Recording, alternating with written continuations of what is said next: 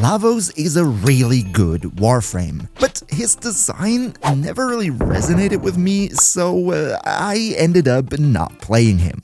However, now we got Lavos Prime, and oh boy, I mean, just look at the man. Kinda makes me feel like the popular girl in high school who never wanted to go out with the nerdy guy until like 10 years later she finds out that he now makes a 6-figure income with his IT job.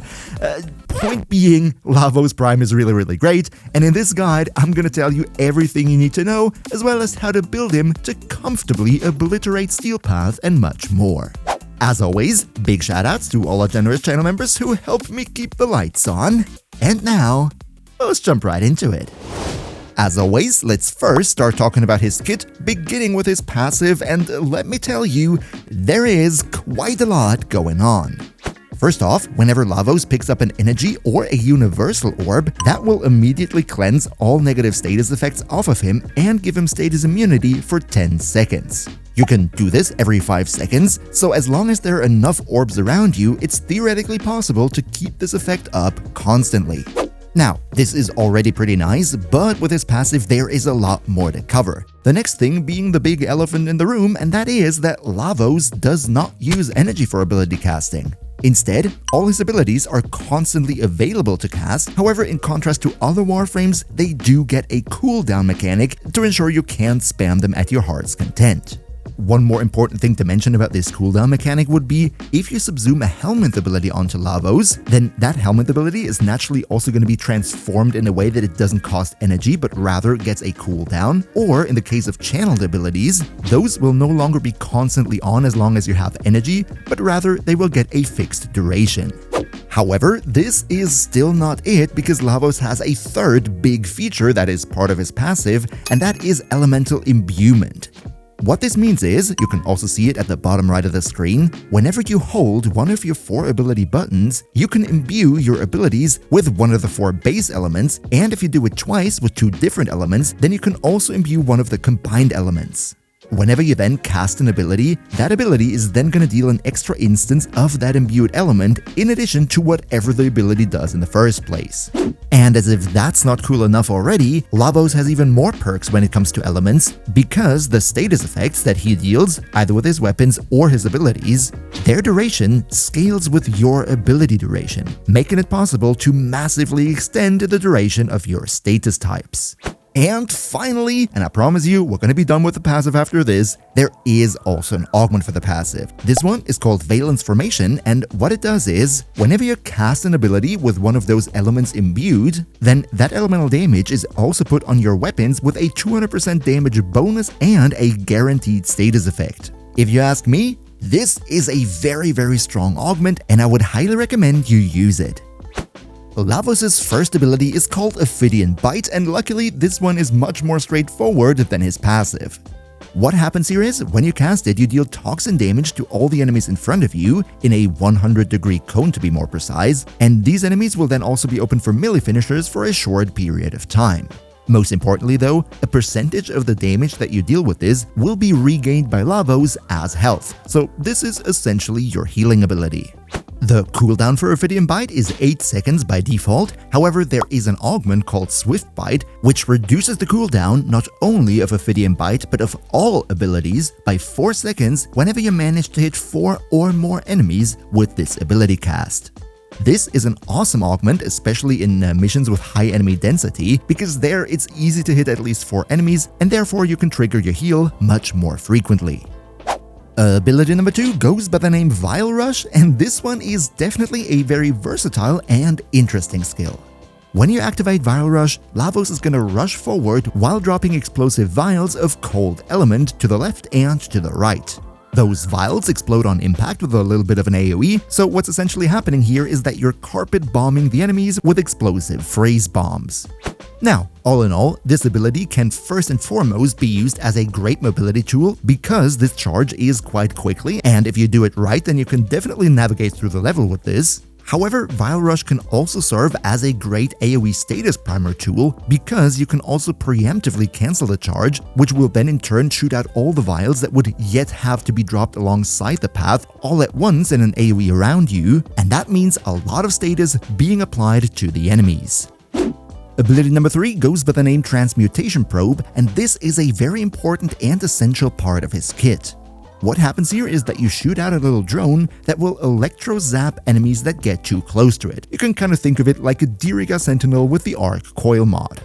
For each enemy that it zaps with electricity here, your cooldowns of all the other abilities will be reduced by a certain amount, so Transmutation Probe is essentially the skill that you want to cast to have all your other abilities available more frequently.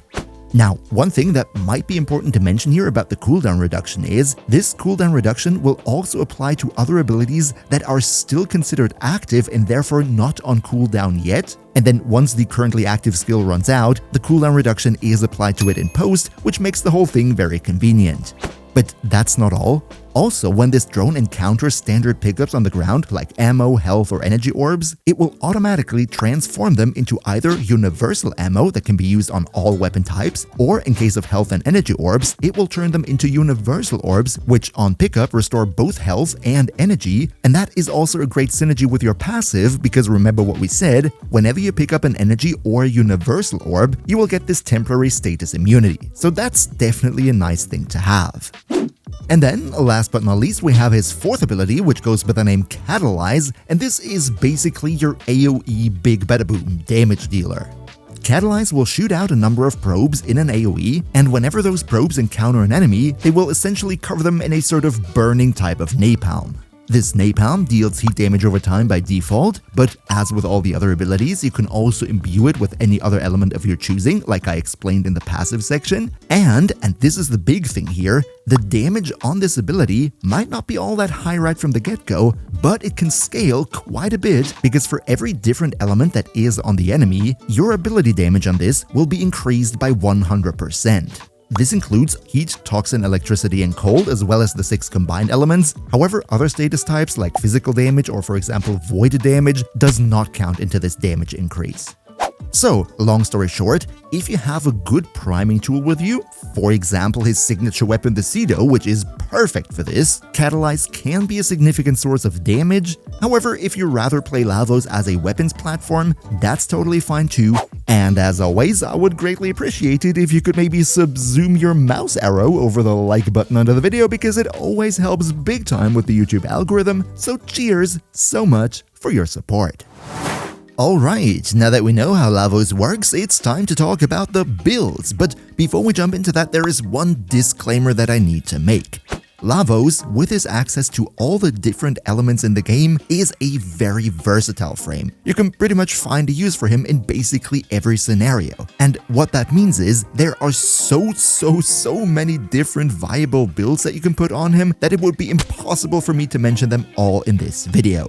So the 2 builds that I have prepared for you today are just something that I personally cooked up, but by no means do I claim that they are the objectively best way to play him in every scenario.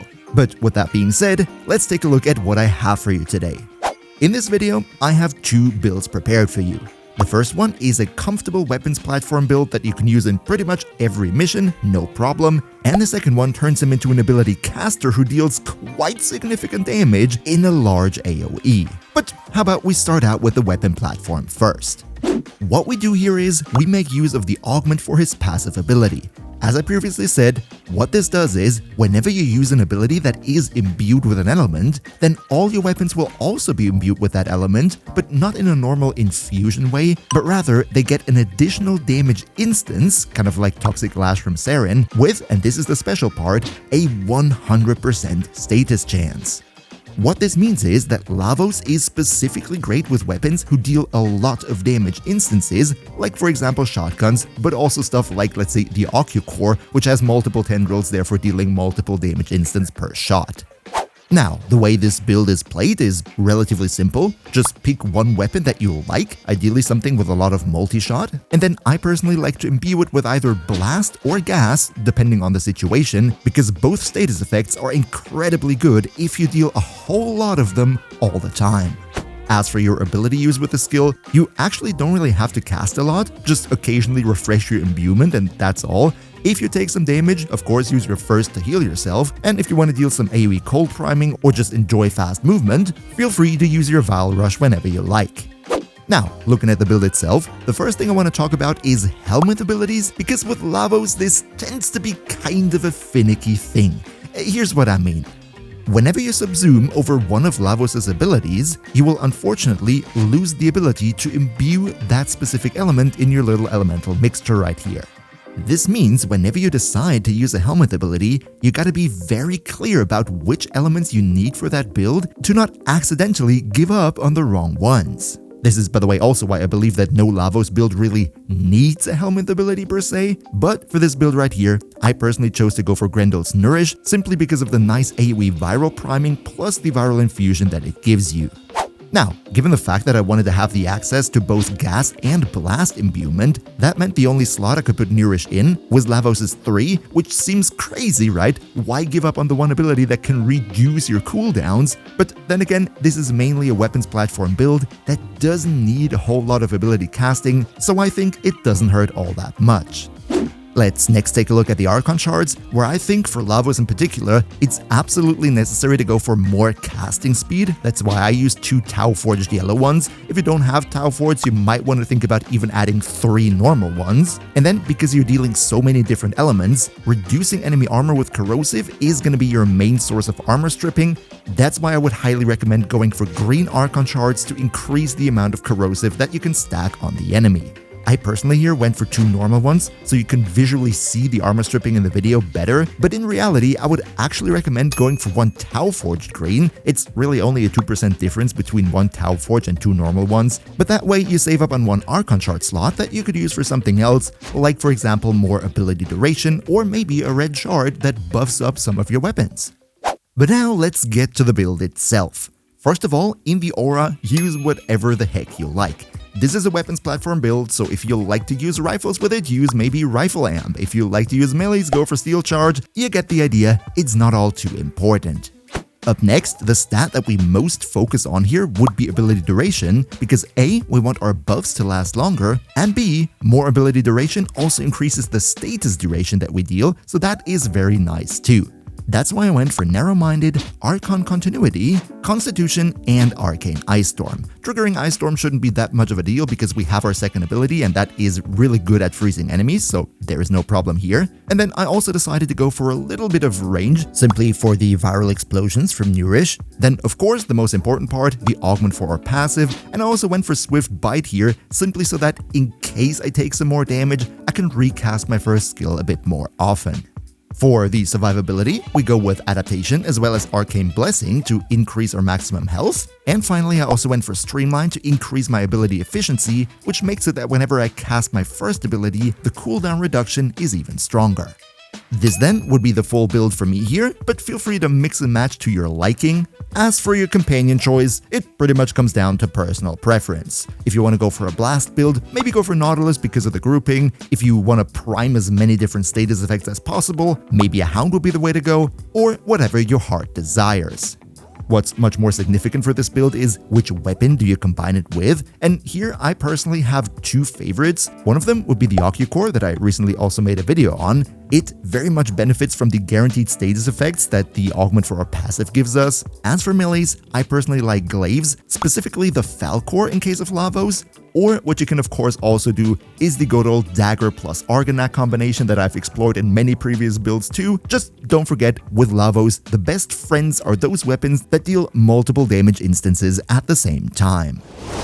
Okay, so much for the weapon-focused build, but let's now talk about one that is, in my opinion, much more fun to play, and that would be the caster build.